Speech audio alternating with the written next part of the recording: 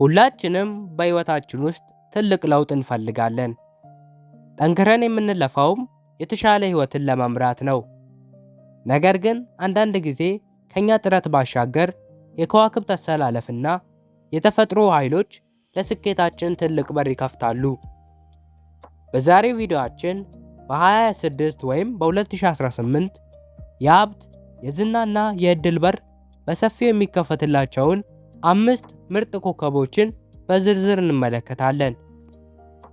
እነዚህ 5 ኮከቦች ካለፉት ዓመታት የተለየ ወርቃማ ዕድል የሚገጥማቸው ሲሆን የኢኮኖሚ ጥንካሬና የውስጥ ሰላምን የሚቀዳጁበት ዓመት ይሆንላቸዋል። የእርሶ ኮከብ በእነዚህ 5 ዕድለኞች ውስጥ ይኖር ይሆን? ወይስ የአንደኛውን ደረጃ የያዘው የዕድል ንጉሥ የእርሶ ኮከብ ይሆን? መልሱን ለማግኘት እስከ መጨረሻው አብራችሁን ቆዩ። ምክንያቱም 5ኛው ኮከብ ላይ የምንጀምረው ጉዞ አንደኛ ደረጃ ላይ ስንደርስ ማንም ያልጠበቀው ትልቅ ሚስጥር ይፋ ይሆናል።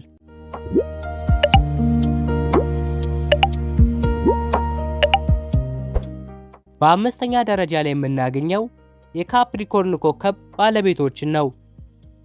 ላለፉት ጥቂት ዓመታት በስራችሁም ሆነ በግል ሕይወታችሁ ላይ የነበረው ከፍተኛ ድካምና መስዋዕትነት አሁን ወደ ትልቅ ፍሬ የሚቀየርበት ወርቃማ ጊዜ ላይ ደርሳችኋል። የሳተርን የከዋክብት ጉዞ ለእናንተ አዳዲስና ትላልቅ ኃላፊነቶችን ይዞ የሚመጣ ቢሆንም ይህ ኃላፊነት ግን ከከፍተኛ የገንዘብ ጥቅማጥቅምና ከስልጣን እርከን እድገት ጋር የተያያዘ ነው።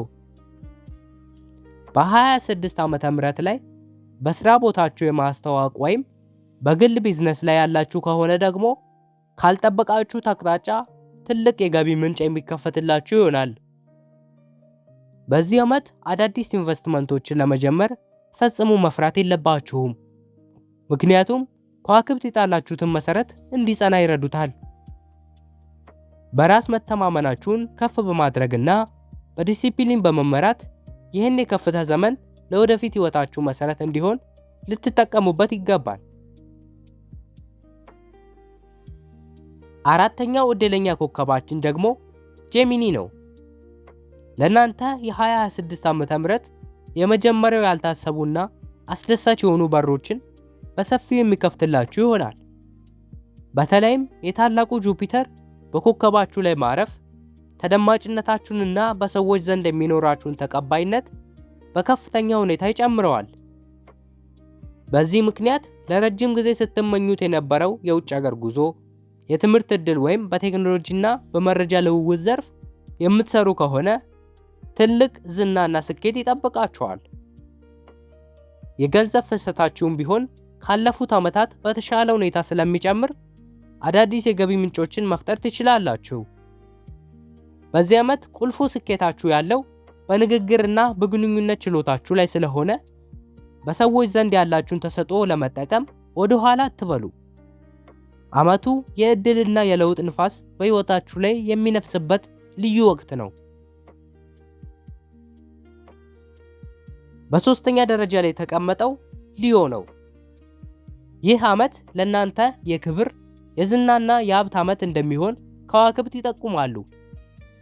የፀሐይ ብርሃን በገንዘብና በንብረት ቤታችሁ ላይ በጉልህ ስለሚያርፍ ያልተጠበቀ ርስት ወይም ትልቅ ስጦታ ልታገኙ የምትችሉበት ዕድል ሰፊ ነው።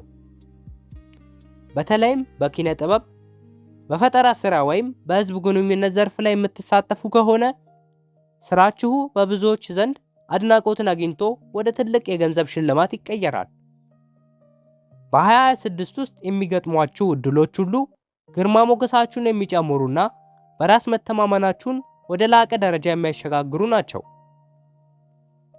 በዚህ ወርቃማ ወቅት ውስጥ ትልቁ ምክራችሁ የጀመራችሁትን ማንኛውም ሥራ ሳይሰለቹ መጨረስ ነው። ምክንያቱም ጥቃቅን የሚመስሉ ጥረቶች ሁሉ ወደ ትልቅ የሀብት ምንጭነት የመቀየር አቅም አላቸው። የእናንተ ብርሃን በዙሪያችሁ ላሉ ሰዎች ሁሉ መነሳሳትን የሚፈጥርበት ዓመት ይሆናል። ሁለተኛው ዕድለኛ ስኮርፒዮ ነው። ላለፉት ወራት እና ዓመታት በውስጣችሁ የነበረው ውጥረትና ከባድ ስሜታዊ ጫና ተወግዶ አሁን ወደ ትልቅ መረጋጋትና ስኬት የምትገቡበት ጊዜ ነው። ፕሉቶ ለእናንተ አዲስ የፈውስና የሀብት ኃይልን ይዛላችሁ ትመጣለች። ይህም ማለት በትዳርና በፍቅር ሕይወታችሁ ውስጥ ትልቅ ደስታን ከመቀዳጀት ባለፈ በድብቅ የጀመራችሁት ወይም ትኩረት ያልሰጣችሁት ሥራ በድንገት ትልቅ ትርፍ ማምጣት ይጀምራል። በ2026 ውስጥ ከማንም ጋር ሳትመካከሩ በውስጣዊ ስሜታችሁ ተመርታችሁ የምትወስኗቸው ውሳኔዎች ሁሉ ወደ ስኬት ይመሯችኋል። ሚስጥራዊነታችሁና ጥልቀት ያለው ሥራችሁ አሁን ለፍሬ የሚበቃበት ወቅት በመሆኑ ያላችሁን ልዩ ተሰጥኦ ተጠቅማችሁ በኢኮኖሚም ሆነ በሰውኛ ግንኙነት ረገድ ከፍተኛ ደረጃ ላይ ልትደርሱ ትችላላችሁ።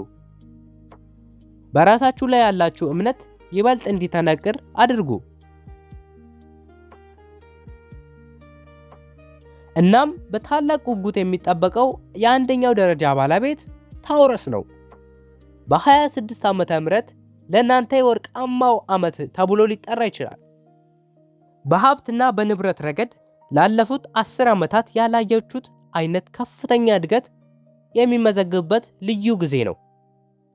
ዩራኑስና ጁፒተር በጋራ በመሆን የገንዘብ አስተላለፋችሁን ስለሚያስተካክሉ ቤት የመግዛት፣ መሬት የማፍራት ወይም ትልቅ ንብረት ባለቤት የመሆን እድላችሁ በጣም ሰፊ ነው።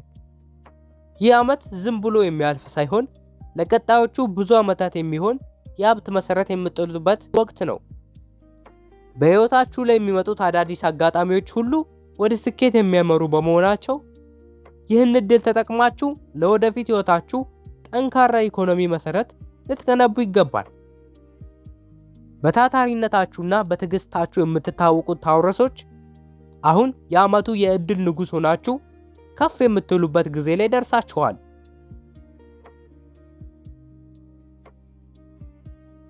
እንግዲህ በ26 ዓመተ ምህረት የእድል ንፋስ የሚነፍስባቸው 5 ኮከቦች እነዚህ ናቸው።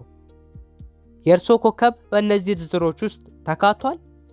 ከሆነ እድለኛ ነኝ ብለው ኮሜንት ላይ ጻፉልኝ። ካልተካተተ ደግሞ በፍጹም ተስፋ እንዳይቆርጡ።